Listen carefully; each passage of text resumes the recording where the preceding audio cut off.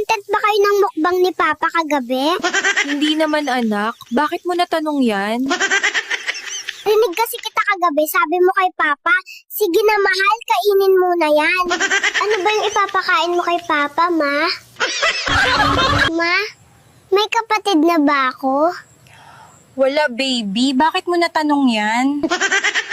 Rinig ko kasi si Papa kagabi, sabi niya mahal, tumayo na ang junior ko. Sino ba si junior, Ma? Ma, si ate at ang kasama niya bagsak sa school. Bakit mo naman nasabi yan anak? Kasi rinig ko si ate, sabi niya 69 na lang tayo. Diba, 75 ang passing, kaya yun, bagsak sila.